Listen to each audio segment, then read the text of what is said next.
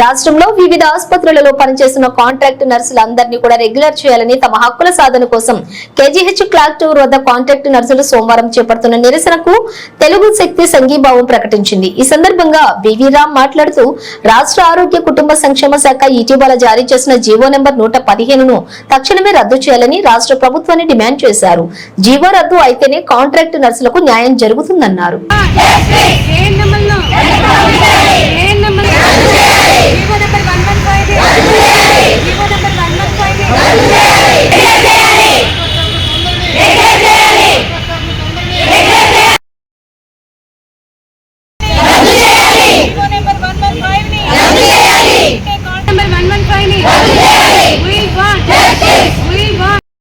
తన కళ్ళు పోగొట్టున్నారో గత రాక్షస ప్రభుత్వం లేదు.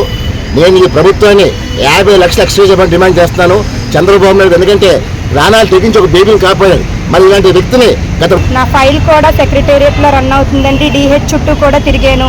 4 సంవత్సరాల నుంచి నేను తిరగని ఆఫీస్ లేదు, వెళ్ళని ఆఫీస్ లేదు, కలవని ఎమ్మెల్యేలు లేరు, ఎంపీలు లేరు. అందరూ రిఫరల్ లెటర్లు ఇచ్చారు. కానీ ఒక నామమాత్రపు ఫైల్గా మాత్రమే గవర్నమెంట్లో అలా పడుంది. ఆ ఫైల్ ఒక ఈ ఫైల్ నంబర్ ఇచ్చారు, రిఫరెన్సెస్ అడిగారు, అలా అందులో పెట్టేశారు. నాకు ఎలాంటి కూడా నాకు కాంపన్సేషన్ కానీ, ఎక్స్గ్రేషియా కానీ, నాకు ఒక సెక్యూరిటీ కానీ, మెడికల్ అలవెన్స్ కానీ, కనీసం నేను పెట్టిన లీవ్కి కూడా నాకు లాస్ ఆఫ్ పే చేశారు కానీ నాకు జీతం కానీ ఇవ్వలేదండి.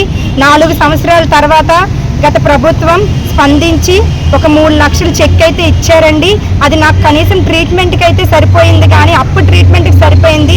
మరి నాకు జీవితాంతం ఈ కన్నుకి చాలా ట్రీట్మెంట్ ఉంది. ప్రతి 6 నెలలకి 60,000 అవుతుందని వాళ్ళు బిల్లు కూడా ఇచ్చారు. అది కూడా నేను కలెక్టర్ గారికి అప్పుడు నేను సబ్మిట్ చేశాను.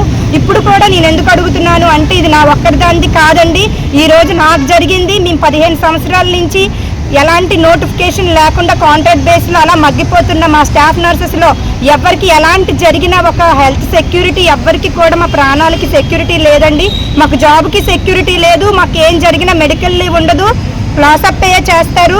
మెడికల్ ట్రీట్మెంట్కి కూడా ఎలాంటి అవి కూడా సహకరించరు. గవర్నమెంట్ నుంచి ఎలాంటిది మాకు సహకారం అందట్లేదు.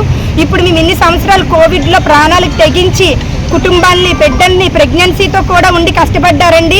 డెలివరీలు కూడా అలాగే కోవిడ్లోనే డెలివరీలు అయ్యారు, అలాగే డ్యూటీలు చేశారు. చెప్పండి.